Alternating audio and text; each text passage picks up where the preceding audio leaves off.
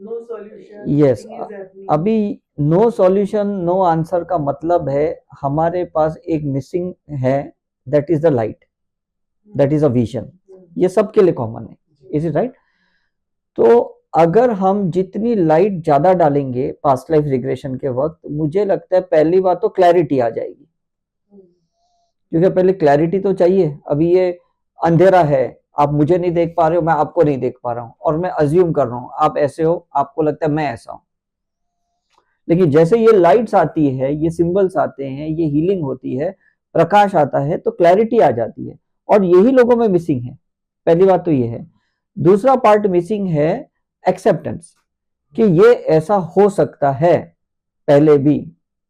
ये एक्सेप्टेंस ही नहीं है, जैसे आपने बोला, एक्सेप्टेंस ही नहीं है कि मैं इधर हूं, मेरी सिस्टर उधर है, मुझे ये सपने आए, मुझे ये फ्यूचर का दिख रहा है। तो देर इज अ लीनियर, मतलब पास्ट प्रेजेंट फ्यूचर एक लीनियर है, एक लीनियर एक्सपेक्ट है। तो लोगों को लगता है कि नहीं ये पास्ट है, पास्ट एक इल्यूजन है। लीनियर एस्पेक्ट का मतलब कैसा है कि जो पास्ट में हुआ है वो प्रेजेंट में भी तो हो रहा है, और फ्यूचर में भी तो होगा। आपने कल भी खाना बनाया, आज भी बनाए घर पे, कल आने वाले कल में भी बनाओगे, तो ये तो लीनियर हुआ कि नहीं? आपने कल भी सांसें ली, अभी भी ले रहे हो, आने वाले कल में भी सांसें लोगे, नेक्स्ट मोमेंट में भी लोगे, मतलब लीनियर है कि नहीं? लेकिन इस लीनियर में ना एक फर्क क्या है कि उस सिचुएशन को समझना हायर कॉन्शियसनेस से, हम उसको लोअर कॉन्शियसनेस से समझ रहे हैं कि मेरे हिसाब से देश में भ्रष्टाचार है, ये लोअर कॉन्शियसनेस है। और हायर कॉन्शियसनेस कि इस देश में जो करप्शन हो रहा है, शायद हम उसको करेक्ट नहीं कर रहे, हम फिक्स नहीं कर रहे, ये हायर कॉन्शियसनेस है। मतलब मुझे कंट्रीब्यूट करना है, मुझे अपनी चेतना बढ़ानी है, राइट? लोअर कॉन्शियसनेस में आदमी ब्लेम करता है, दूसरे को करेक्ट करता है। हायर कॉन्शियसनेस में लोग खुद को चेंज करते हैं। तो हमें हर रिग्रेशन में खुद को चेंज करने के लिए रिग्रेशन करना है। किसी को देखने के लिए, किसी को समझने के लिए कोई रिग्रेशन हमें नहीं करना, कि मुझे समझना है वो मुझे ऐसा क्यों कर रहा है, वो मुझे परेशान क्यों कर रहा है, वो टॉर्चर क्यों कर रहा है, वो तकलीफ क्यों दे रहा है, वो बैक बिचिंग क्यों कर रहा है, वो चीट क्यों कर रहा है, वो फ्रॉड क्यों कर रहा है, वो गेम क्यों मेरे साथ प्ले कर रहा है। वो नहीं देखना है, मैं क्या नहीं देख पा रही हूं जिससे मैं इससे फ्री हूं, ये इंपॉर्टेंट है। आपने जैसे देख लिया, बात करा, मतलब कि एक स्टूडेंट कहेगा टीचर ने मुझे कम मार्क्स दिए, ये ब्लेम हो गया। मैंने सही नहीं लिखा, मुझे नेक्स्ट टाइम सही लिखना है, तो यहाँ टीचर का रोल ही नहीं आता। कोई भी टीचर है, कोई भी करेक्ट करे, क्या फर्क पड़ता है? Is it right? और कहते हैं ना, इतिहास खुद को दोहराता है जब तक आप उसको पूरा समझ नहीं लेते 360 डिग्री एंगल से। वो पास्ट लाइफ रिग्रेशन है। मतलब थर्ड स्टैंडर्ड के स्टूडेंट को भी हिस्ट्री ज्योग्राफी था, फोर्थ को भी था, फिफ्थ को भी था, 10th स्टैंडर्ड में भी है। मतलब वो ही रिपीट हो रहा है सब्जेक्ट, लेकिन उसके अंदर चैप्टर्स अलग है। तो अब ये नहीं बोल सकते नहीं पहले भी वही हुआ था, उसके पहले भी वही हुआ था, इसके पहले भी वही हुआ था। वो एक अलग चैप्टर था, एक अलग लेसन थे, और अलग विजन था, अलग एंगल था। अब कुछ अलग एंगल से वो चीजें देखने को मिल रही है ना? 15 साल पहले भी आप मोबाइल इस्तेमाल कर रहे थे, लेकिन अलग मोबाइल थे कि नहीं? इसे राइट, 1 साल पहले भी आपने अलग मोबाइल यूज किया था, और आज का मोबाइल अलग है। इसमें मेमोरी बढ़ गई है, रैम बढ़ गया है, इसमें बैटरी बढ़ गई है, इसमें टच फैसिलिटी ज्यादा हो गई है, इसमें काफी एस्पेक्ट्स चेंज हो गए हैं। तो अब ये नहीं बोल सकते यार मेरे लाइफ में तो ये रिपीट हो रहा है, ये रिपीट हो रहा है, पहले भी ये कर रहा है, नहीं। हर चीज को अलग तरीके से देखने को रिग्रेशन कहते हैं। उसी चीज को अलग तरीके से नजरिए से देखने को रिग्रेशन कहते हैं। ऐसा नहीं मुझे इसको पछतावा करना है, मुझे गिल्ट क्लियर करना है, मुझे रिग्रेट ठीक करना है, ये नहीं है। मुझे उस चीज को अब अलग तरीके से देखना है। तो आपको लाइफ में कभी बोरिंग नहीं होगा, क्योंकि चीजें तो कल भी वैसे ही होने वाली है। ये मत सोचना नहीं होगी करके। समझ में आ रहा है कि नहीं? मतलब लोग स्टक होने की कोशिश करते हैं कि मुझे बाद में भी यही करना है, लेकिन यही अलग तरीके से करना है। बस इतना अगर आपने सोच लिया ना, तो समझ लो आपका रिग्रेशन सक्सेसफुल हो गया। तो रिग्रेशन में देखना सिर्फ इंपॉर्टेंट नहीं है, उस रिग्रेशन में light, healing, acceptance and love, ये इंपॉर्टेंट है। तो 99% लोग देखते भी नहीं है पास्ट लाइफ में, और पछतावा होता है, अरे मेरे 2 घंटे गए, मैंने तो कुछ देखा भी नहीं, मेरा तो रिग्रेशन हुआ। लेकिन लाइट तो गई, एक्सेप्टेंस तो आया, हीलिंग तो हुई, लव तो गया, कंपैशन तो गया, ये करेक्शन हुआ, ये ट्रांसफॉर्मेशन हुआ, ये फिक्सेशन हुआ। That is very important, right. आपको ऐसा सलाइन की बोतल चढ़ाई जाती है, ये बाहर तो बोतल दिख रही है, अंदर जा रहा है सलाइन और क्या हो रहा है आपको कहाँ दिख रहा है। तो आप थोड़ी डॉक्टर को बोल सकते हैं तुमने ये सलाइन की 2000 दी है, मेरे को तो दिखा भी नहीं, मेरे ब्लड में कहाँ गया, मेरे बॉडी में कहाँ गया। क्या दिखने वाला है आपको, बाहर तो दिख रहा है कि नहीं। तो बाहर थेरेपिस्ट तो दिख रहा है कि नहीं, कोई शब्द बोलने वाला तो दिख रहा है कि नहीं, सुनाई तो दे रहा है कि कोई आदमी आपको नरेट कर रहा है, कोई स्टेप्स गिन रहा है, कोई काउंटिंग गिन रहा है। तो दैट इज ऑल्सो इनफ, मैं तो कहता हूँ। ऐसा नहीं कि भाई आप लेटे पड़े हो और कोई है ही नहीं रिग्रेशन करने वाला, तो आप बोल सकते नहीं मेरा तो रिग्रेशन हुआ ही नहीं है ना। तो कहने का मतलब है कि चीजें अंदर जाती है, वो ट्रांसफॉर्मेशन क्रिएट करती है, क्रोसिन मेटासिन अंदर जाती है, वो ट्रांसफॉर्मेशन करती है। लेकिन बाद में समझता है ना, सर दर्द कम हुआ, बीच में नहीं समझ में आता है कि गोली कहाँ गई, दवाई कहाँ गई, क्या केमिकल रिएक्शन किया, क्या उसने हमारे रसायन के अंदर बदलाव लाई, कुछ भी नहीं समझ में आ रहा है। लेकिन कुछ तो हुआ कि नहीं प्रोसेस। तो यही है कि आप, बिकॉज अगर पीएलआर थेरेपीज बन रहे हो तो आपको अपने क्लाइंट को समझाना पड़ेगा ये बात, और सबसे पहले तो खुद को समझना पड़ेगा कि कोई कुछ भी कर रहा है मेरे साथ वो रिग्रेशन ही है। आप बातचीत भी कर रहे हो रिग्रेशन है, आप इनको समझा रहे हो ये भी रिग्रेशन है, बिकॉज आप समझा रहे हो अपने हिसाब से जो शायद आप उनके नजरिए से कभी नहीं समझे थे, ये भी तो रिग्रेशन है। Is it right. मतलब रिग्रेशन का मतलब नहीं लेटना, कोई आप पे प्रोसेस करे, कोई थेरेपिस्ट आप पे प्रोसेस करे, उसको रिग्रेशन नहीं कहते। मैं गाड़ी चला रहा हूँ, आरटीओ वाला मुझे रोक रहा है, मुझे कहेगा अरे भाई रेड सिग्नल है, कहाँ तू आगे जा रहा है, वो भी रिग्रेशन है। मतलब मुझे कोई अवेयरनेस में वापस लेके आ रहा है, वो भी रिग्रेशन है। मुझे कोई मतलब अलर्ट कर रहा है, वो भी रिग्रेशन है। मुझे कोई अवेक कर रहा है, वो भी रिग्रेशन है। Is it right. तो allow everyone to do everything in your life, because वो कुछ आपको होश में लाने की कोशिश कर रहे हैं, वो आपको अलग उसकी नजर से आपको कुछ एक्सप्रेस करने की कोशिश कर रहे हैं, चाहे वो शब्द से है, चाहे वो भाव से है, चाहे वो किसी भी तरीके से एक्सप्रेस करने की कोशिश कर रहा है। अगर ये बात समझ गए ना तो किसी की बात कभी आपको बुरी नहीं लगेगी, आपको गुस्सा नहीं आता है। सब फॉर एग्जाम्पल इनको बहुत गुस्सा आता है, यहाँ पे कुछ ये दो झगड़े कर रहे हैं, आप शब्दों से समझा रहे हो, ये गुस्से से समझा रहे हैं, मतलब दोनों तरीके से अलग रिग्रेशन इनके ऊपर हो रहा है कि नहीं। Is it right. आप शांति से समझा रहे हो, ये गुस्से से समझा रहे हो, क्या लड़ रहे हो, पागल है क्या। आप उसके शब्द को मत लो, आप अपने अंदर का ट्रांसफॉर्मेशन को प्रोसेस करो। मतलब स्कूल में एक टीचर बहुत सॉफ्ट है, एक टीचर बहुत स्ट्रिक्ट है, स्टूडेंट्स को दोनों को रिस्पेक्ट करना चाहिए। ऐसे नहीं मुझे स्ट्रिक्ट टीचर पसंद नहीं है, मुझे शनि पसंद नहीं है, मुझे राहु पसंद नहीं है, मुझे मंगल पसंद नहीं है। ये स्ट्रिक्ट टीचर्स है जो आपको पनिश करके सिखाती है, और कुछ टीचर हैं जो पनिशमेंट नहीं देती है, वो आपको पहले समझाती है ताकि आपको कोई पनिश ना करे। तो रिग्रेशन वो पहली टीचर है। तो जो इंसान रिग्रेशन नहीं करता है वो बाद की टीचर को फेस करता है। अब डिफरेंस समझ में आए। वो गो थ्रू करता है पनिशमेंट को और सीखता है। तो अभी आपकी चॉइस है कि पनिशमेंट से पहले मुझे सीखना है, ठोकर खाने से पहले सीखना है, कि ठोकर के बाद सीखना है। पूरी दुनिया ठोकर के बाद ही सीख रही है, हम लोग पहले सीखने की कोशिश कर रहे हैं। मतलब अगर दुर्योधन ने पहले सीख लिया होता कृष्ण से तो उसको युद्ध के मैदान में उतरना नहीं पड़ता। Is it right. और अगर अर्जुन कृष्ण को नहीं एक्सेप्ट करते युद्ध को तो शायद वो कॉन्सिक्वेंसेस को एक्सपीरियंस नहीं करते, वो युद्ध को एक्सपीरियंस नहीं करते थे। तो कहीं ना कहीं कैसा है ना कि हमको उस एग्जिस्टेंस को ना जिस फॉर्म में सिखाना चाहता है उस फॉर्म में सिखाने देना पड़ेगा, क्योंकि अगर पहले काम नहीं किया तो प्रेजेंट में भी सीखना पड़ेगा। पहले कर दिया होता तो बात खत्म होगी, पहले क्लोजर कर दिया रहता तो ये फाइल ओपन नहीं होती, पहले फॉरगिवनेस मान लिया रहता तो ये कोई सिचुएशन क्रिएट ना होती। Is it right. तो ये क्या होता है कि 1 नंबर से लेके 7 नंबर तक प्री क्लोजर है, पास्ट लाइफ रिग्रेशन है।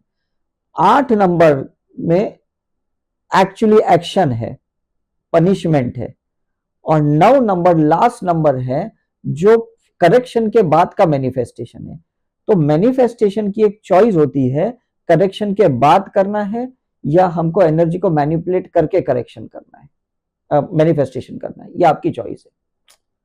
तो जो आदमी ना खुद के लिए सैटर्न बन जाता है, शनि बन जाता है, मतलब वो खुद का सेल्फ रिग्रेशन करता है। और जो आदमी खुद के लिए सैटर्न नहीं बनता, शनि नहीं बनता, उसके लिए और कोई शनि उसकी लाइफ में आता है। दो ही चॉइस है, इज इट राइट? मतलब मैं अगर गाड़ी ध्यान से चला रहा हूं तो कोई प्रॉब्लम नहीं है, नहीं चला रहा हूं तो आरटीओ वाला, पुलिस वाला शनि बन के मेरे लाइफ में आएगा, चालान काटेगा, फोटो खींचेगा, मेरी लाइसेंस मांगेगा, पीयूसी मांगेगा, इंश्योरेंस, कुछ भी मांग सकता है वो। तो आप नहीं बोल सकते यार मैंने सिग्नल तोड़ा, इसमें इतने पेपर्स मांगने की क्या जरूरत है? ना punishment can be anything, is it right?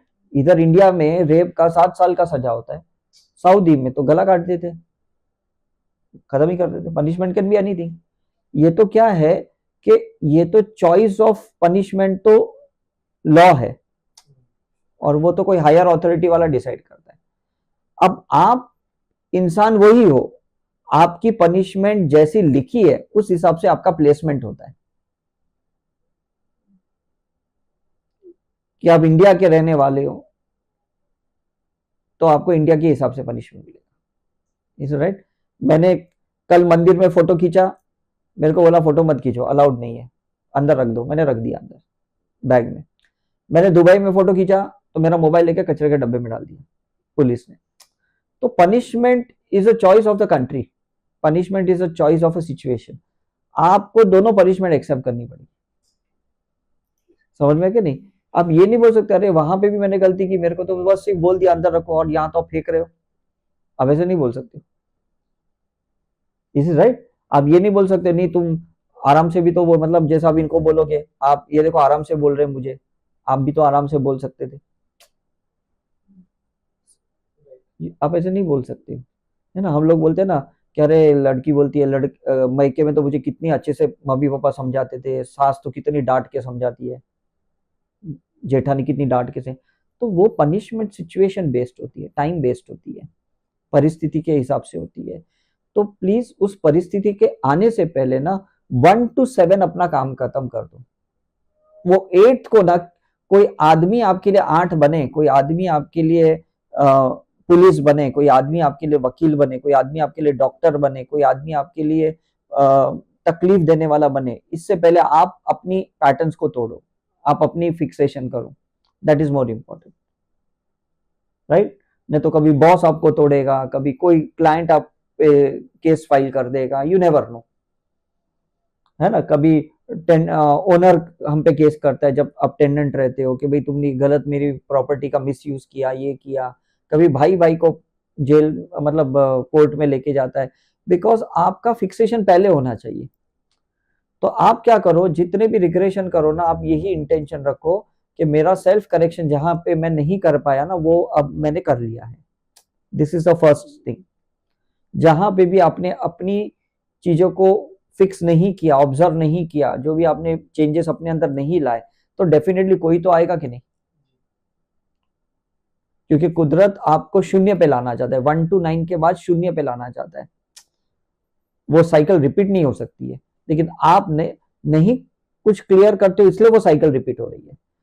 और हर लाइफ में ये रिपीट होने वाली है। मतलब ऐसे मत सोचना कि अरे उस लाइफ में भी मेरे साथ ऐसे हुआ, इस लाइफ में भी ऐसा क्यों वापस हुआ। क्योंकि दो ही चीज है, या तो आप उसने उसको क्लोजर नहीं किया, या तो उसको एक्नॉलेज नहीं किया, और या तो उसका एक अलग वर्जन सीखने के लिए आपके लाइफ में सेम सिचुएशन आई। समझ में आ रहा है कि नहीं? मतलब अगर हमारे पेरेंट्स ने इतिहास अच्छे से पढ़ा होता तो शायद हमको इतिहास पढ़ने की जरूरत नहीं पड़ती।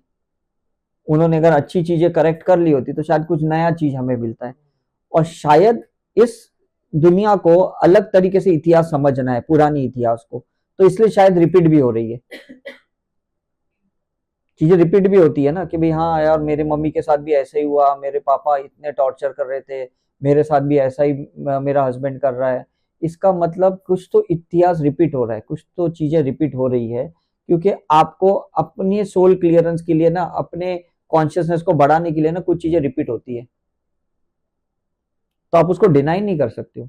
तो लोग क्या बोलते हैं कि अरे इतना बड़ा संत हो के, इतना बड़ा एनलाइटन होने के बाद भी इसके साथ ऐसा ही हो रहा है, फिर तो हम ही ठीक है। लोग बोलते हैं ना दारू पिए बगैर भी इसको लीवर कैंसर हो गया, इससे तो बेटर है मैं दारू पी के लीवर का कैंसर हो गया। ऐसा नहीं होता है, बिकॉज क्या है, चीजें रिपीट होती है लेकिन अलग तरीके से रिपीट होती है।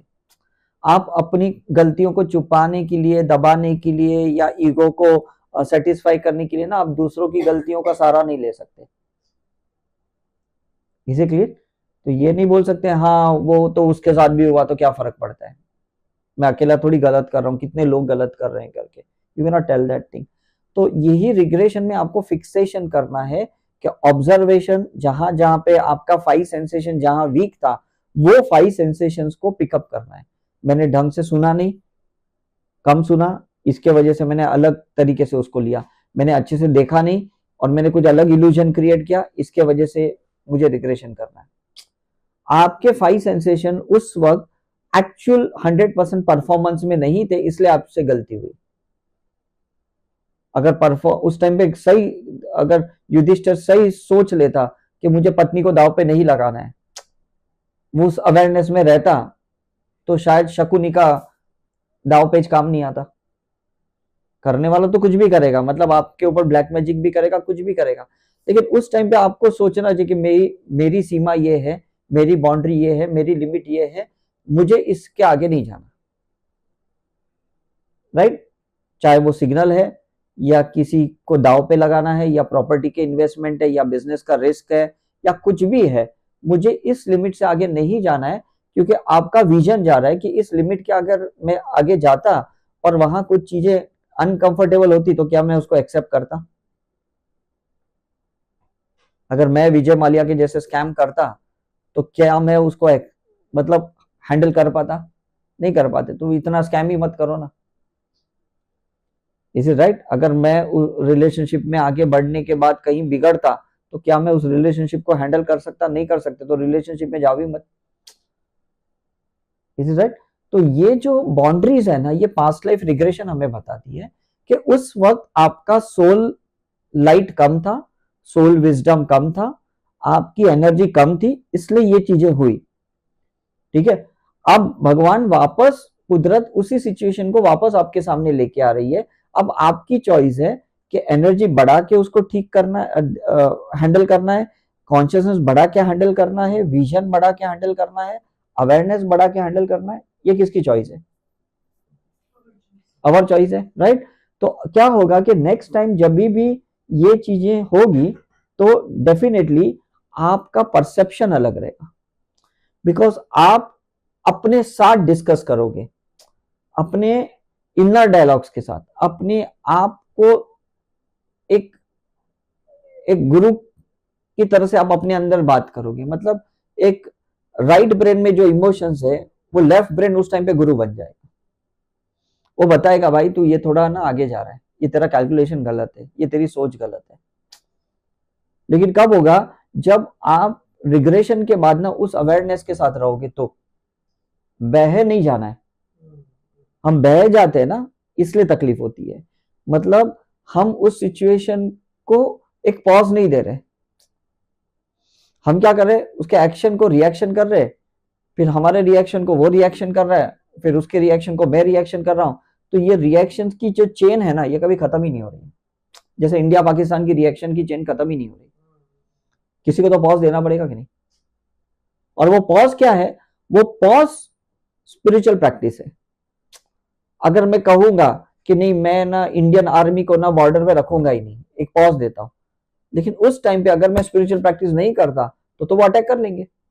उनको तो यही चाहिए कि तुम्हारी सेना बॉर्डर से हट जाए तो हम तुम पे अटैक करें। Is it right? मतलब अगर हम कोई खाने को फ्रिज में नहीं रखेंगे और बाहर रखेंगे तो इंसेक्ट्स अटैक करेंगे कि नहीं? कॉकरोच अटैक करेंगे कि नहीं? Is it clear? तो हमारा जो सोच को अगर हम प्रोटेक्शन में नहीं डालेंगे, हमारे इमोशंस को प्रोटेक्शन में नहीं डालेंगे, तो कोई भी हमें ड्रेन कर सकता है, कोई भी हमें लीक कर सकता है, कोई भी हमें कमजोर कर सकता है। क्यों? क्योंकि हमने उस चीज को ओपन रखा है। या तो आप में ताकत चाहिए कि कोई अगर आपसे कुछ लेके जाता है तो आप नेक्स्ट टाइम उसका हायर वर्जन को एक्टिवेट करोगे।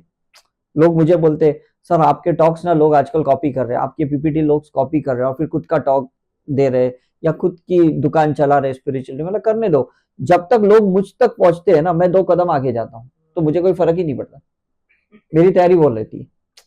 तो आपको भी क्या है ना ये समझना है कि आज मैं जो सोच रही हूं उस सोच में अगर कोई और घुस जाए और उसको ये चीज मिल जाए, वो जीत जाए, तो मैं नेक्स्ट लड़ाई के लिए तैयारी करूंगी, मैं नेक्स्ट टाइम विन करने के लिए तैयारी करूंगी। तो इसको स्पोर्ट्समैनशिप कहते हैं, इसमें मतलब स्पिरिचुअल पावर की एथिक्स कहते हैं कि मैं हारना हार के एक जगह बैठना नहीं चाहता, मैं नेक्स्ट टाइम जीतने के लिए तैयारी करना चाहता हूँ। इस टाइम पे रिग्रेशन में नहीं दिखा तो मतलब मैं हीलिंग इतनी करूं कि नेक्स्ट टाइम जब कोई मेरा रिग्रेशन करे तो मुझे दिख जाए, मुझे समझ में आ जाए। Is it clear? मतलब ये मैं क्यों कहने की कोशिश कर रहा हूं, क्योंकि हमें उस कोई भी चीज को ना वहां एंड नहीं करना है, कोई भी सिचुएशंस को समझना है कि ये जो चीजें हो रही है इसमें अगर कोई चीज नहीं भी रिजल्ट मिलता है तो रिजल्ट किसी के हाथ में नहीं है, रिजल्ट आपके हाथ में। कि अगर मुझे डिग्री मिलने के बाद जॉब नहीं मिला तो आपको डिप्रेशन में नहीं जाना है, मतलब डिप्रेशन में जाना ना जाना ये आपके हाथ में, फ्रस्ट्रेट होना ना होना ये आपके हाथ में, जॉब ना मिलना ये आपके हाथ में नहीं है, या जॉब मिलना ये आपके हाथ में नहीं है। तो कोई भी सिचुएशन के बाद आप कैसे रिएक्ट करते हो ये रिग्रेशन डिफाइन करता है, ये चीज ध्यान में रखो आप। Next time after the regression अगर वो सिचुएशन आएगी आप कुछ परसेंटेज और अच्छे से डील कर पाओगे, उसके बाद फिर वापस एक रिग्रेशन होगा, उसी सिचुएशन को और थोड़े अच्छे परसेंटेज से डील कर पाओगे। मे बी पहली बार 10% बढ़ता है, फिर 20% बढ़ता है, फिर 30% बढ़ता है, ऐसे 5-6 बार रिग्रेशन हुआ तो 70-80% सिचुएशन को आप डील कर पाओगे। Is it right? मैं एक छोटा एग्जांपल देता हूँ। As a person from a Jain family हमको है ना ये बताया गया कि किसी भी होटल में अगर नॉनवेज बनता है ना तो जाना नहीं है, ये एक सिंपल कॉन्सेप्ट है। और मेरे पेरेंट्स कभी जाते नहीं, मैंने सबको देखा मेरे फैमिली में। अब मेरी कैसे है ना, मैं सिचुएशन बेस्ड पर्सन हूँ, ट्रैवल बहुत करता हूँ, तो मैं हर बार ये नहीं सोच सकता हूँ कि भाई दुबई के होटल में ऐसी वेज ही बन रहा है, हांगकांग में ऐसी वेज ही बन रहा है, तो नॉन वेजिटेरियन होटल में भी मुझे वेज खाना पड़ रहा है, ये मेरी सिचुएशन है। अब क्या हो गया, लास्ट मंथ मैं कलकत्ता गया तो वहां से मैंने पहला कालीघाट गया तो वहां बलियां चढ़ रही थी, तो चलो वो सिचुएशन बेस्ड था जहां पे मैंने उसको देख के निग्लेक्ट किया कि भाई मुझे यहाँ नहीं देखना है, मुझे तो पुजारी से पंडित से मुझे पूजा करवा के मतलब फूल बुल चढ़ा के दर्शन करके बाहर निकल लें, ये मेरी एक चॉइस थी। नेक्स्ट डे मैं जाता हूँ धनबाद जाता हूँ जहां पे एक टेम्पल है जहां पे बलियां चढ़ाते हैं, और उस टेम्पल में जैसे मैं एंटर करता हूं उसके बाहर पूरी बलियां चढ़ रही थी, बकरियां काट रहे थे, पूरे मंदिर में खून खून खून खून खून। उसी जगह पे मुझे पैर कदम कदम चलते चलते अपनी माँ का दर्शन करना पड़ रहा है। मतलब हर मोमेंट में देखो मेरी कैसी टेस्टिंग हो रही है। पहले रेस्टोरेंट में होती थी, अब तो मंदिर में हो रही है। रेस्टोरेंट को मैं अवॉइड कर सकता हूँ, नहीं प्योर वेज का है मैं वहां जाऊं, मंदिर में मैं क्या करूंगा? You got a point? अब मैं उसी जगह पे जाके सिंबल्स डालते, मेरे पैर में सारे खून, बकरियों के सब खून, ये वो करते करते करते मैं वो टेम्पल में पहुंचा। मैंने अपनी हीलिंग की, साइकिक सर्जरी की, और मैं समझ गया कि ये सिचुएशन मैंने किसी लाइफ में क्रिएट की होगी और शायद इसी के लिए मुझे वापस उस सिचुएशन में ऊपर वाला डाल रहा है। This is called present moment regression. ये कौन सा रिग्रेशन है? Present moment regression. मतलब मुझे अपने पास्ट को प्रेजेंट मोमेंट में फेस करना पड़ रहा है, और ये हर इंसान को फेस करना पड़ता है। Now it is clear? लेकिन लोग समझ नहीं रहे कि ये रिग्रेशन का पार्ट है, ये वापस वो सिचुएशन क्रिएट की गई है कि वापस कोविड आ रहा है और कोई वायरस आ रहा है, वापस फ्लड आ रहा है, वापस कहीं अर्थक्वेक आ रहा है, वापस कुछ तो भी हो रहा है, और मुझे शांति से बैठ के उस चीज को फिक्स करना है, उस चीज को करेक्ट करना है, ट्रांसफॉर्मेशन करके उसी सिचुएशन को अच्छे से हैंडल करना है। You can not avoid that, क्योंकि जितना अवॉइड करोगे what you resist that persist. तो प्लीज आप अपने आप को तैयार रखिए, शायद वही आपके पार्टनर एंड तक रहेंगे, वही बिजनेस, वही जॉब, वही इन लॉज, सब वही रहने वाले आपके आसपास रिग्रेशन के बाद भी। लेकिन उस मूवमेंट का रिग्रेशन से ये डिफाइंड होता है कि पहले के रिग्रेशन में सही में आपने कुछ सीखा कि नहीं। सिचुएशन तो वही आने वाली है, बिकॉज कैसा है कि एक से अनुभव लिया है, दूसरे से लेना बाकी है, इनसे अनुभव लेना बाकी, इनसे अनुभव लेना बाकी, इनसे एक्सपीरियंस लेना बाकी है, तो आप उस चीज को कटी कैसे कर सकते हो? ये कलेक्टिव पैटर्न है, ये एक्सटर्नल फैक्टर पे डिपेंडेंट है, आप पे डिपेंडेंट नहीं है। अगर ऐसा होता तो जीसस को उस 33 की एज में क्रूसिफाइड नहीं होना पड़ता। Is it right? आदि शंकराचार्य को 33 की एज में नहीं जाना पड़ता, राइट? स्वामी विवेकानंद को 33 की एज में कैंसर नहीं होता, जाना नहीं पड़ता। मतलब वो जो 33 का जो फिगर है, जो हाईली स्पिरिचुअल फिगर है, नंबर है, तो डेफिनेटली उस नंबर को क्रॉस करने के लिए हर इंसान को परीक्षा देनी पड़ी है। अब वो एग्जिट तो हो गया, लेकिन उसने एग्जिस्टेंस से क्या सीखा? That is the part of the regression. तो ये 3 कैरेक्टर ऐसे लोग थे जिन्होंने 33 की एज में ना 100% अपना सेल्फ रिग्रेशन कर लिया। तो हम आज इन तीनों इंसान को हम बहुत बड़ा मानते हैं। कोई जीसस को मानता है, कोई आदि शंकराचार्य को मानता है, कोई स्वामी विवेकानंद को मानता है। Is it right? मतलब उस अलग एज में भी, मतलब अलग लाइफ के लेवल पे भी ना, इनको वही एज पे सिचुएशन फेस करनी पड़ी। तो आपको कौन छोड़ने वाला है? How can you escape it, right? तो नेक्स्ट टाइम जब आप रिग्रेशन के बाद उस सिचुएशन को फेस करो ना, अपने आप को पूछो कि अब मैं इसको कैसे फेस कर रहा हूं, अब मेरी पोटेंशियलिटी बढ़ी कि नहीं, अब मेरी काइनेटिक एनर्जी बढ़ी कि नहीं, अब मेरी सोल इवॉल्व हुई कि नहीं, मेरी अवेयरनेस बढ़ी कि नहीं, मेरी कॉन्शियसनेस बढ़ी कि नहीं, मेरी अंडरस्टैंडिंग बढ़ी कि नहीं, मेरी समझ बढ़ी कि नहीं। Is it right? तो अगर आपने वो कर लिया तो मुझे लगता है आपको कोई प्रॉब्लम नहीं होगा। लेकिन अगर आपको लगता है कि उसके बाद भी अगर वही चीजें ऐसी की ऐसी है जैसे पहले थी, तो फिर आप मुझे बताओ, फिर रिग्रेशन का फायदा क्या है?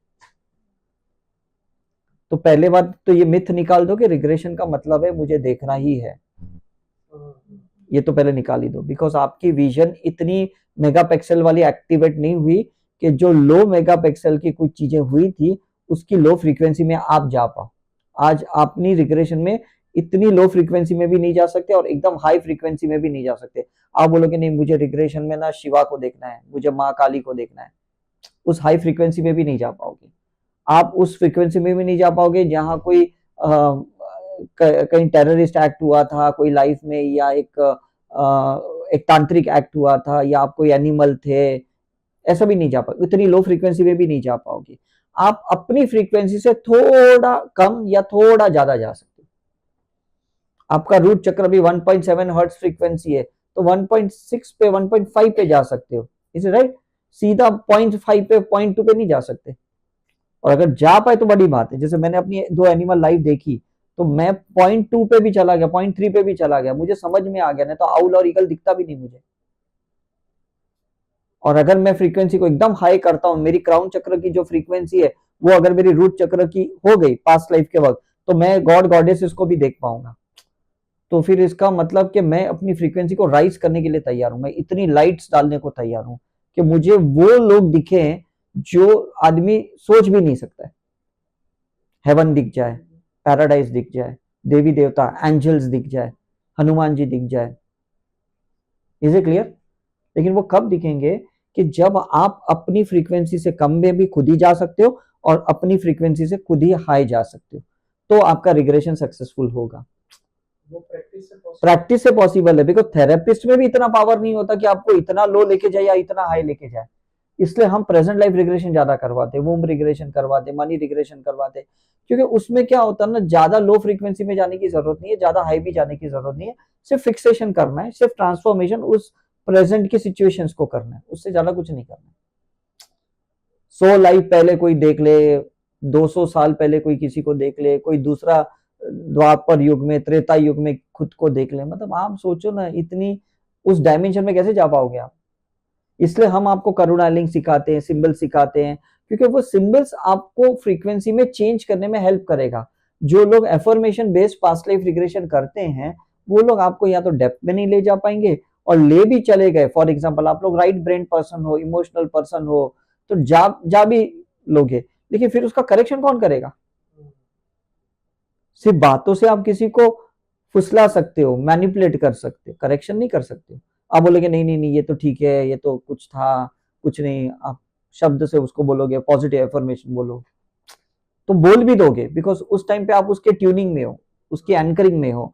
लेकिन जब आप बाहर आओगे ना, आप अपनी फ्रीक्वेंसी में वापस आओगे, मैं माफ नहीं करने वाला, नहीं तभी मैंने भले बोल दिया, मैं नहीं करूंगा, बिकॉज आपको ना उस लेवल पे लेके कितना, देखो वियर्ड सा है ये पास्ट लाइफ रिग्रेशन, जाना पीछे की लो फ्रीक्वेंसी में और फॉरगिवनेस करना हाई फ्रीक्वेंसी में, डिफरेंस समझ रहे? जाना लोअर चक्र में है और अपर चक्र को उसी टाइम पे एक्टिवेट करना है ताकि वो लोअर चक्र के कर्मा को एक्सेप्ट करे और करेक्ट करे। Is right? इसलिए कहते हैं 21 days to 30 day 45 days 90 days अपने चक्र में सिंबल्स डालो, सिंबल्स डालो, सिंबल्स डालो, सिंबल्स डालो। फिर जब आप जाओगे तो वो सिंबल्स की लाइट आपको वो लो एंड हाई फ्रीक्वेंसी में फ्लक्चुएट होने में काम करेगी। Is it right? आज ए आर रहमान सबसे मतलब हाईएस्ट पेयर पर्सन है, किसी को पता नहीं क्यों है। अब वो बंदा हिंदू है, उसने अपने आप को मुस्लिम में कन्वर्ट किया, उसने अगर अपनी लैंग्वेज अपनी कल्चर को पोलैरिटी में एक्सट्रीम्स पे लेके गया, मतलब उसके अंदर कितनी क्रिएटिविटी रहेगी, कितना आर्ट रहेगा। It's not about the religion, it's about कि आप अपने अंदर को भी मोल्ड कितना कर सकते हो। माइकल जैक्सन अपनी जैंटर चेंज कर सकता है, अपने हार्मोनल चेंज कर सकता है। इसका मतलब उसके अंदर कैसी मस्कुलिन फेमिनाइन एनर्जी को पोलैरिटी में ले जाने की क्षमता रहेगी। इसे क्लियर? मतलब आप देखो कोई एक लड़की है ना, फीमेल एक पायलट बनती है तो उसका फोटो आता है, अरे ये लड़की देखो प्लेन चला रही है, मतलब फेमिनाइन एनर्जी है जेंडर वाइज, और वो मस्कुलिन एनर्जी का एक रोल प्ले कर रहे हैं। तो ये भी एक रिग्रेशन हुआ कि आप एक वो एनर्जी से काम कर रहे हो जो एनर्जी से आप कंफर्टेबल नहीं हो, या उसमें आपको कुछ मिला नहीं है लेकिन आपने उसमें क्रिएट किया। It's your creativity. Is it clear? तो ये मैं क्यों कहने की कोशिश कर रहा हूं कि ये सारा रिग्रेशन है ना, हमारे अंदर लेफ्ट ब्रेन राइट ब्रेन का लिमिटेशन तोड़ने के लिए होना चाहिए। आपकी कला इतनी है, आपने अपनी कला को इतना राइज कर दिया, अपनी लॉजिक इतनी है कैपेसिटी, आपने लॉजिक की कैपेसिटी को बढ़ा दिया। Is it right? तो वो चीजें अगर होगी तो आपका रिग्रेशन सक्सेसफुल हो गया, क्योंकि आप समझ नहीं पाए, मतलब लेफ्ट ब्रेन कहीं काम नहीं किया, आप इमोशंस को हैंडल नहीं कर पाए, मतलब राइट ब्रेन ने आपको सपोर्ट नहीं किया।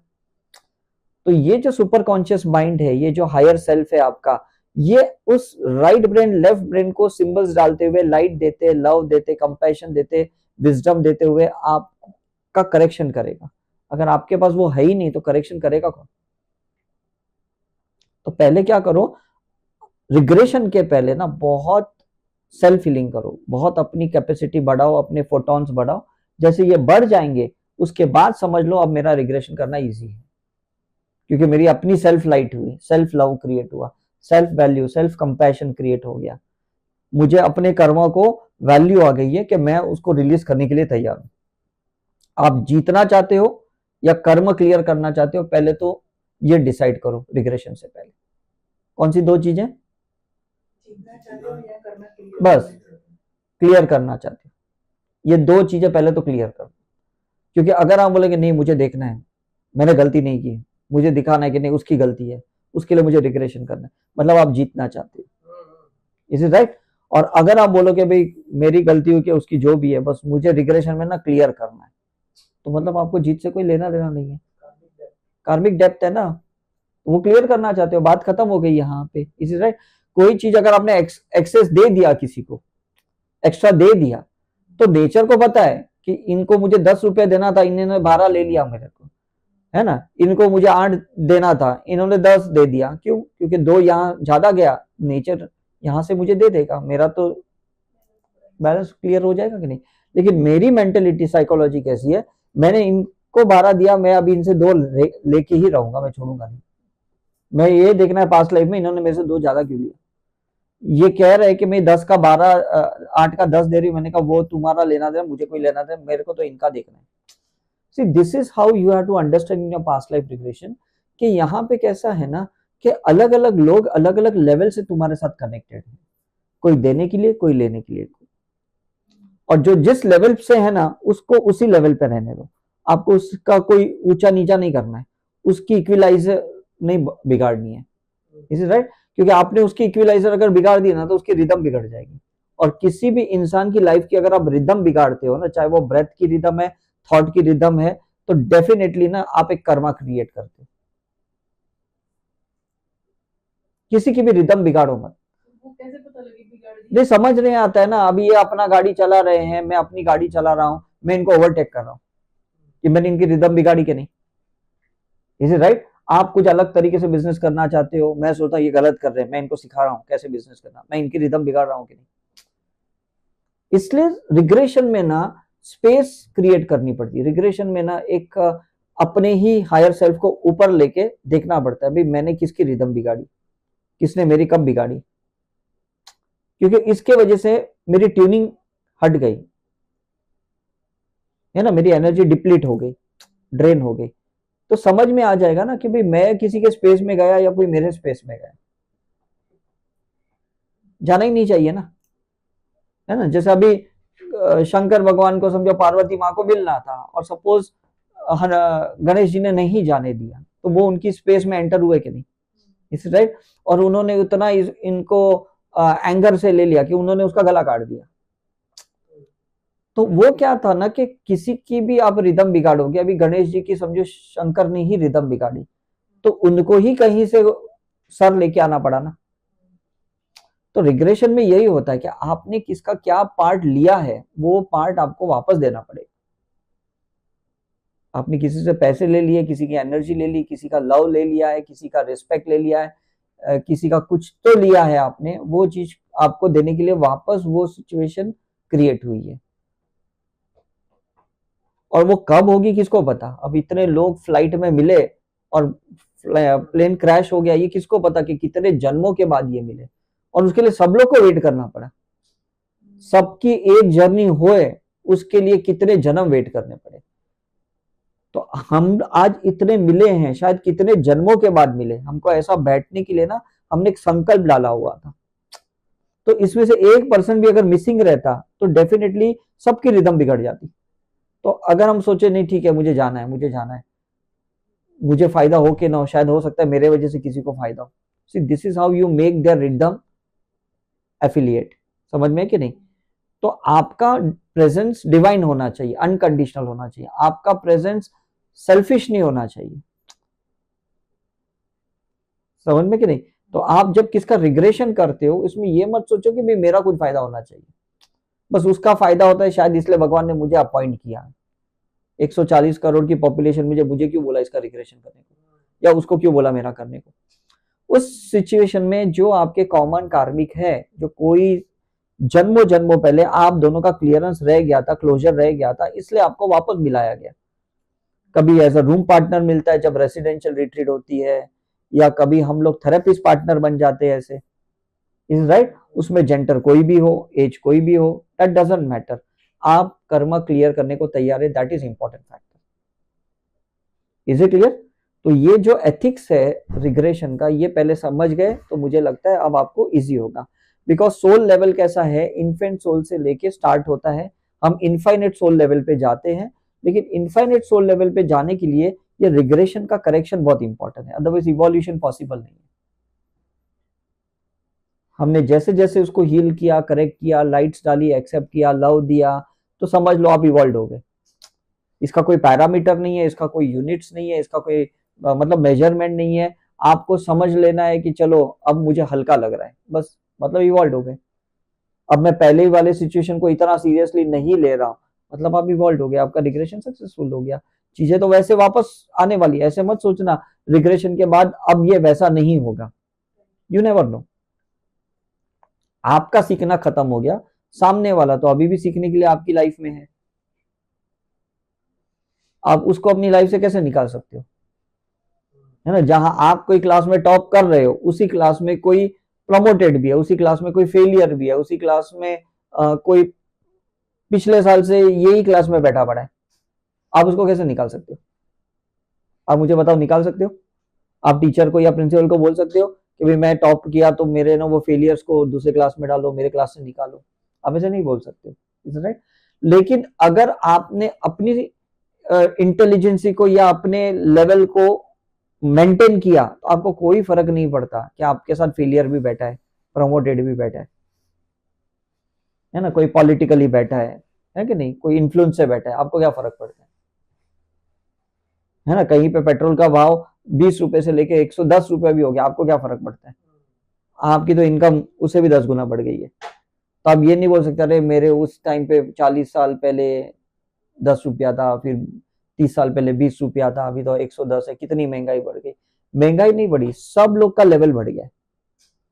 हर चीज की अब लेवल होती है और सारी चीजें ना साथ साथ में ग्रो होती है। तो आपका भी ग्रोथ हो गया है, उस फाइनेंस का भी ग्रोथ हो गया है, उसका भी ग्रोथ हो गया है। अब उस लेवल पे ना आप उसको कितना एक्सेप्ट कर सकते हो, ये आप पे डिपेंड होता है, ये इंडिविजुअल पर्सन पे डिपेंड होता है। कोई रो रो के चला रहा है अपनी जिंदगी और कोई खुश होके चला रहा है जिंदगी। खुश होके क्योंकि उसने रिग्रेशन कर लिया, उसने करेक्शन कर लिया कि मुझे कोई फर्क नहीं पड़ता, कल 200 भी होगा ना तो भी मैं तो गाड़ी में ही बैठूंगा, मैं तो पेट्रोल डाल के ही गाड़ी चलाऊंगा, मैं कोई पैदल नहीं चलने वाला, कोई साइकिल पे नहीं चलने वाला। इसका मतलब आप मेंटली प्रिपेयर्ड हो for the next consequences. Is it right कि कल अगर कोविड आ जाएगी और कोई नया वायरस आएगा और मुझे घर पे बिठा भी दिया, कोई बात नहीं, मैं तो ये प्रैक्टिस करूंगा अपना, मुझे क्या फर्क पड़ता है। हो सकता है बॉडी लेवल पे मैं कुछ ना कर पाऊं, लेकिन mental and emotional and soul level पे तो मैं कुछ कर पाऊंगा। आपके कोई बॉडी को रेस्ट्रिक्ट कर सकता है कि तुम घर से नहीं निकलो, तुम सोशल डिस्टेंस मेंटेन करो, लेकिन आपके कोई माइंड को तो कंट्रोल नहीं कर सकता है कि तुम इस टाइम पे भगवान का नहीं सोच सकते, इन्वोक नहीं कर सकते, सिंबल्स नहीं डाल सकते, ऐसा तो कोई नहीं कर सकता। तो रिग्रेशन में भी ये चीजें इंपॉर्टेंट है कि आप कुछ भी करेक्शन उसके अंदर कर सकते हो, भले उसकी यूनिट चेंज नहीं कर सकते, उसका 7 हेमोग्लोबिन से आप 13 नहीं ला सकते हो, ला सकते हो 350 कोलेस्ट्रॉल से आप उसका 100 से नहीं 100 तक नहीं ला सकते, शुगर भी नहीं कर सकते हो, लेकिन उसकी एनर्जी का करेक्शन कर सकते हो, उसकी सोच का करेक्शन कर सकते हो, उसके इमोशंस का करेक्शन कर सकते हो, उसकी तो वो भी इनफ है मुझे लगता है आपके लिए। और अगर वो कंसिस्टेंसी रही तो मुझे लगता है कल यूनिट्स भी चेंज हो जाएगी, उसके पैरामीटर्स भी चेंज हो जाएंगे। Is it right? तो तब तक है ना आप छोड़ो मत, अपनी प्रैक्टिस मत छोड़ो, रिट्रीट मत छोड़ो, रिग्रेशन मत छोड़ो, जो भी हायर प्रोसीजर्स है जिसके वजह से आपका करेक्शन हो सकता है, please do it, don't deteriorate अपने। ऐसे नहीं कि जाने दो भलाई का जमाना नहीं तो इससे तो अच्छा बुराई करूं, ऐसी बातें करके ना आप अपने आप को लो फ्रीक्वेंसी में डाल के ना उस क्राउड में मत चले जाओ जहां पे infant soul, baby soul struggle कर रहे हैं, यंग सोल स्ट्रगल कर रहे हैं। आपको उस सोल की कैटेगरी में आने का है जहां लोग स्ट्रगल ही नहीं कर रहे, लोग सिर्फ लाइफ को ऑब्जर्व कर रहे हैं। Is it clear? तो उसके लिए ये सब रिग्रेशन है कि जहां पे आप ज्यादा से ज्यादा ऑब्जर्वेशन में रहो और आपका फिजिकल इन्वॉल्वमेंट कम होना चाहिए।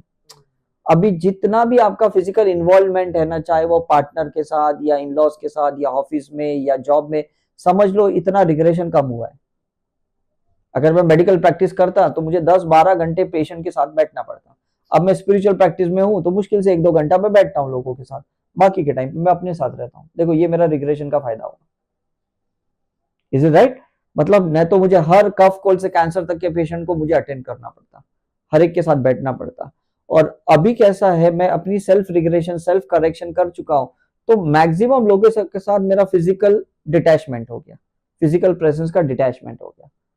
मैं सिर्फ अपने थॉट प्रोसेस को यूट्यूब पे डालता हूँ, फेसबुक पे डालता हूँ, और वहां से लोग सीखते, समझते और घर बैठे बैठे भी उनका करेक्शन हो जाता है।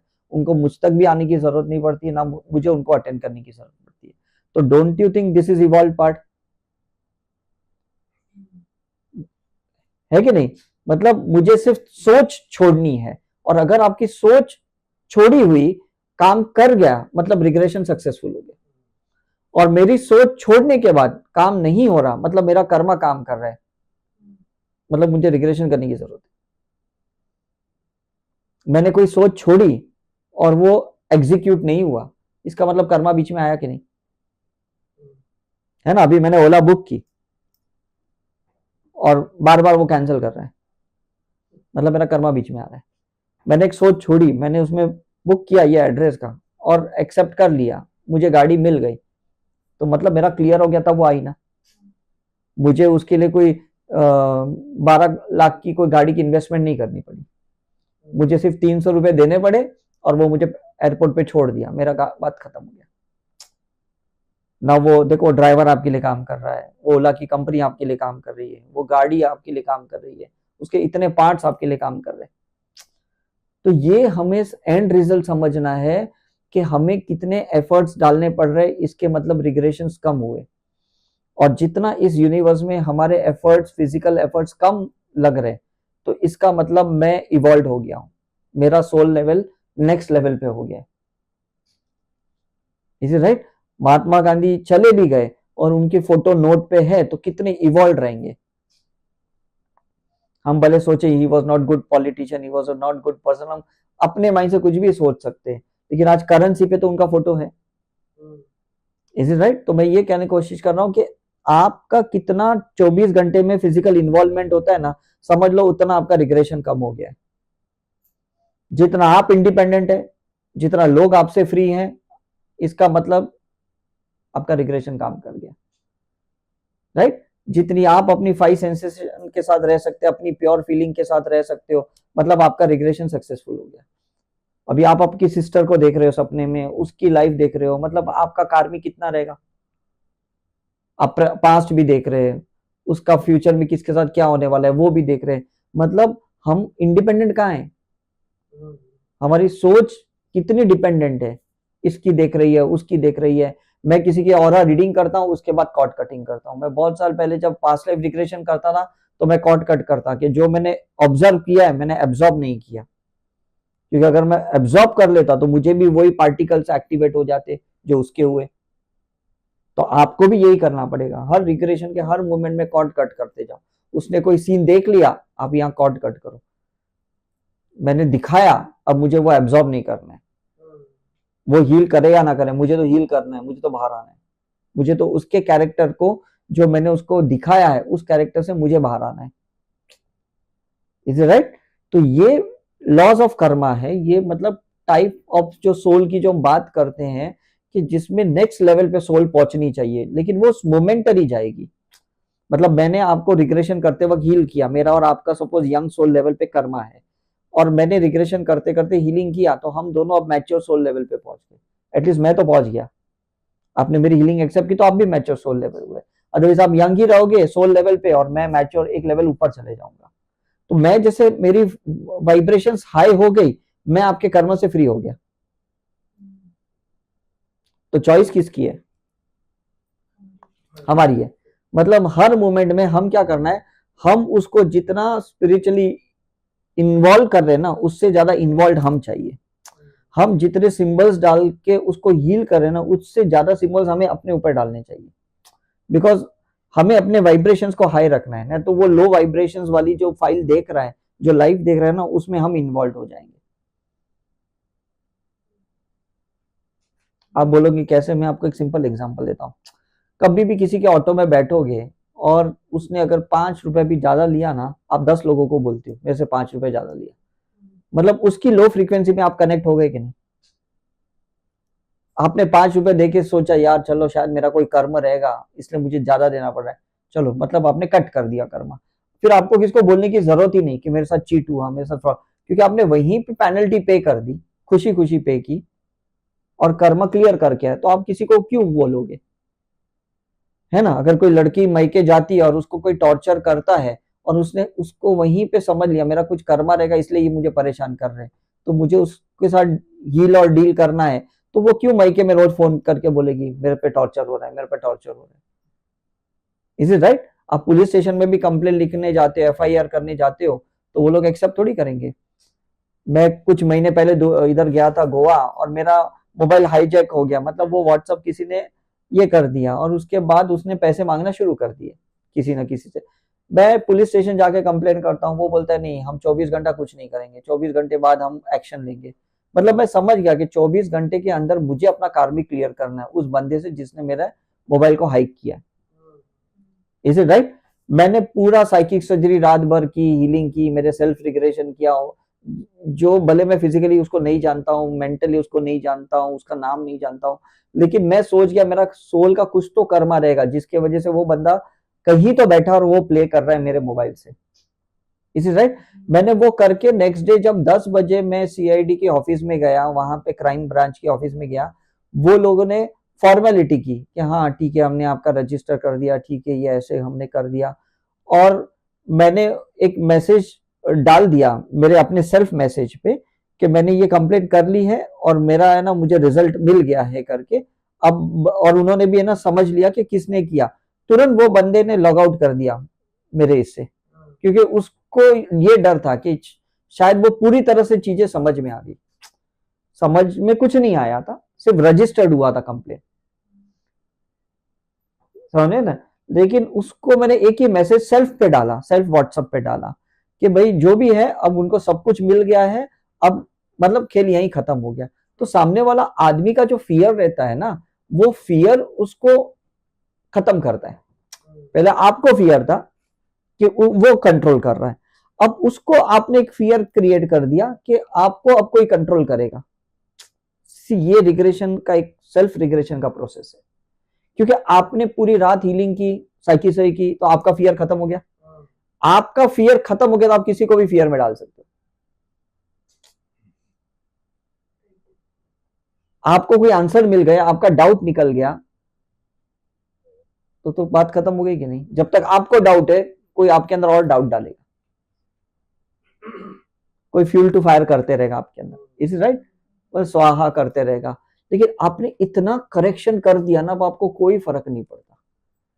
आपने देख लिया, पास्ट लाइफ में एक मेरा एक स्टूडेंट था दिल्ली का, उसका मैं रिग्रेशन कर रहा था बहुत साल पहले। तो रिग्रेशन करते करते उसने देखा कि उसका जो बड़ा भाई इस लाइफ में ना, वो बड़े भाई ने कोई लाइफ में उसका गला काटा, और उसने अपना गला ऐसा दिखा भी उसको कि मेरा गला काटा मेरे भाई ने, ऐसा है करके। तो मैंने हीलिंग किया, ये किया, उसको समझाया कि कुछ तो उसके स्टोरी बिहाइंड स्टोरी थी, ऐसे थे, सब करके उसको बाहर निकाला। जैसे मैंने उसको बाहर निकाला ना, उसने अपने भाई को फोन किया कि बोलने के लिए कि मैंने तेरे को पास्ट में देखा। उसके पहले उसका भाई बोलता है कि मेरा गला इतना दर्द दे रहा था सुबह से, पता नहीं अचानक मेरा गला ठीक हो गया। उसके भाई का रिग्रेशन इधर हुआ, मैंने जिसका किया उसने अपनी हीलिंग की, उसने एक्सेप्ट कर दिया, उसने सिंबल्स डाले, और उसके वो भाई का क्लियर हो गया। जबकि गला इसका कटा था, उसका नहीं कटा था, लेकिन साइलेंट इम्प्रिंट उसके अंदर थी, एक्टिव मेमोरी इसमें थी, जो रिग्रेशन में दिख गई। तो ये मत सोचना कि आपको ही परेशानियां हो रही है, आपको ही तकलीफ हो रही है। जो आपको तकलीफ दे रहा है ना, उसके अंदर भी इतनी ही मेमोरी है। आज आपकी साइलेंट मेमोरी को उसने एक्टिव किया, कल उसकी साइलेंट मेमोरी को कोई एक्टिव करेगा। आपने इसको माफ किया तो आप फ्री हो गए, इसने आपको माफ किया तो इसको जो तकलीफ दे रहा है ना, वो उसको माफ कर देगा। ये चीज आज तक हमको किसी ने नहीं समझाई। हमको लगता है मैं इसको क्यों माफ करूं, लेकिन आपने भी जो कुछ गलतियां करी है उसके लिए भी तो कोई आपको पनिश कर रहा है कि नहीं, कोई वेट कर रहा है कि नहीं आपको तकलीफ देने के लिए। लेकिन अगर आपने लोअर सोल लेवल को माफ किया, तो आपके हायर सोल लेवल है जो आपको लोअर सोल लेवल समझते हैं, वो आपको माफ करेंगे कि नहीं। Think about it. तो गरीब भिखारी क्या बोलते हैं पता है, तुम 1 पैसा दोगे वो 10 लाख देगा। तो हम गरीब को ये नहीं बोलते तू ही डायरेक्ट 10 लाख लेना। Is it right? तू मुझसे क्यों मांग रहा है और मुझे क्यों दुआएं दे रहा है, तू खुद ही भगवान से 1 लाख मांग। लेकिन ऐसा नहीं होता है।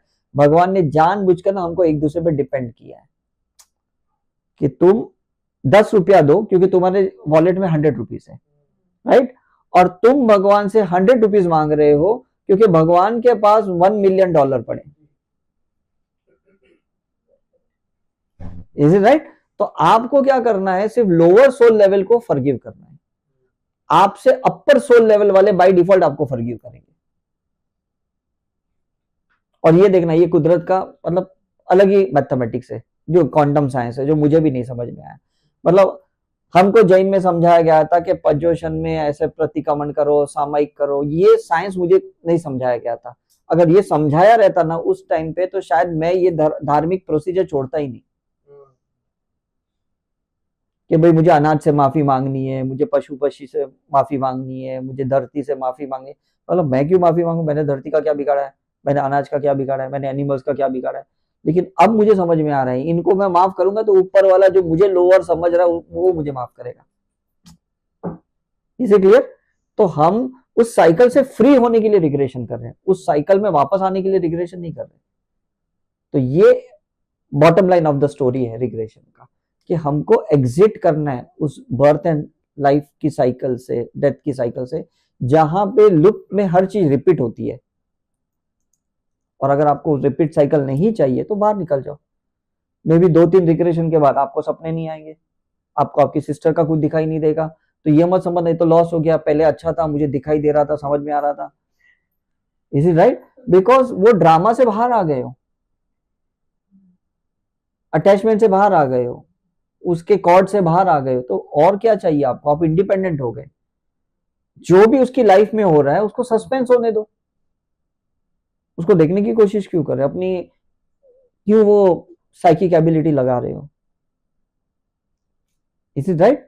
वो चीजें जैसी हो रही है उसको अपने हिसाब से होने दो, उसको पहले समय के पहले समझने की कोशिश मत करो। इसका मतलब आप कहीं तो भी फ्यूचर में आपका माइंड जा रहा है और उसको पिक करके प्रेजेंट में देख रहा है, या कहीं आपका पास्ट का कुछ है और वो आपको सपने में प्रेजेंट में दिख रहा है। तो ये दोनों आपके लिए खतरनाक चीज है। आपका थॉट ना पास्ट का चाहिए ना फ्यूचर का चाहिए, आपका थॉट प्रेजेंट का चाहिए कि जहां पे मेरे सामने ये पानी की बोतल है, मुझे प्यास लगी है, मुझे ढक्कन खोल के पानी पीना है, बस ये प्रेजेंट का होना चाहिए। Is it clear? सो मुझे लगता है आप काफी चीजें समझ गए हो कि ये क्यों करना, क्योंकि ये 2 दिन का रिट्रीट है, 5 दिन का रहता तो हम बहुत सारा प्रैक्टिकल करते, बहुत सारे एक दूसरे का अलग अलग रिग्रेशन करते। तो अभी हम यहाँ क्या करेंगे, आपको कुछ स्टेप सिखाएंगे सेल्फ रिग्रेशन का या एक दूसरे का रिलैक्सेशन का, वो स्टेप सीख लो और उसके बाद हम एक टायरिंग करेंगे और वो आप स्टार्ट कर लो। ज्यादा थियरी में यहाँ उलझो मत, बिकॉज क्या है, हमारे पास एक तो नॉन रेसिडेंशियल है और 2 ही दिन का रिट्रीट है, तो ज्यादा प्रैक्टिकल में रहोगे तो बेटर है। अब आप पूरा साइंस समझ गए हो, है ना? मे भी पहले भी कुछ वीडियोस देखे होंगे तो उसके वजह से थोड़ी क्लैरिटी थी, आज थोड़ी और क्लैरिटी आ गई है आपके अंदर। तो जब ये आ गई है तो बस अब वो प्रैक्टिकल में उसको उतारो तो बहुत मजा आएगा आपको। अब ज्यादा क्वेश्चन करोगे, डाउट करोगे तो फिर आपका प्रैक्टिकल प्रोसेस नहीं होगा। तो हम मनी रिग्रेशन में आपका मनी कार्मिक क्लियरेंस करेंगे, वूम रिग्रेशन में आपका एंसेस्ट्रल करेंगे। सिर्फ ऐसा मत सोचो कि मैं मेरे को मदर का ही टिक करना है जहां से मेरा बर्थ हुआ, ये नहीं है। वो सारे एंसेस्ट्रल के डीएनए वेब है जो आपके अंदर मतलब एनक्लोज्ड है, उसको ओपन करके उसको रिलीज करना है, ठीक है कि नहीं? उसका जो भी अनहील्ड पार्ट है फिर वो रिलीज करना है। फिर प्रेजेंट लाइफ के जो भी ट्रॉमास है, बुरे एक्सपीरियंसेस है, जो चीजें आपने पकड़ी है वो आपको रिलीज करनी है। आपको अलग अलग किंगडम के जो भी एक्सपीरियंसेस हैं, एनिमल के, एंगर के, इमोशंस के, ट्रॉमास के, वो आपको रिलीज करनी है। बिकॉज क्या है, कहीं ना कहीं वो भी आपके अंदर एनिमल इंस्टिंक्ट है, अटैक करने का, एंग्री होने का। Is it right? क्योंकि वो एक्सप्रेस नहीं कर पाए और वो सप्रेशन आपके अंदर एनिमल का आ गया है, राइट? तो वो चीजें अगर आप क्लियर कर दोगे तो मुझे लगता है किंगडम से फ्री, लोअर बर्थ से फ्री, लोअर सोल लेवल से फ्री, लोअर कर्मा से फ्री। और जैसे लोअर से फ्री होते हो तभी हायर पे जा पाओगे ना। लोअर से जब तक हम फ्री नहीं होते तो फायदा क्या है? मतलब यूरोप कंट्रीज ने, अमेरिका में ये लोग क्या किया, लोअर सोल लेवल का कर्मा डिश वॉशर लेके आए, वॉशिंग मशीन लेके आए, रोबोट लेके आए, ताकि उनको लोअर सोल लेवल से फेस ही नहीं करना पड़े। मतलब वो प्लम्बर, इलेक्ट्रिशियन भी वो एजुकेटेड पर्सन को लेके आए। Is it right? परफेक्ट। तो I think after the lunch हम लोग आएंगे यहाँ पे, हम आपको स्टेप सिखाएंगे, फिर आपका पेयरिंग होगा और कुछ रिग्रेशन हम आपका गाइडेड करेंगे, जिसमें हमको 1-to-1 करने की जरूरत नहीं है, वो ग्रुप में ही होगा। That is better way, because जब हमारे कुछ कॉमन चीजें हैं वो कॉमन ही क्लियर हो जाए तो बेटर है करके। ठीक है? ओके, चलो, थैंक यू वेरी मच।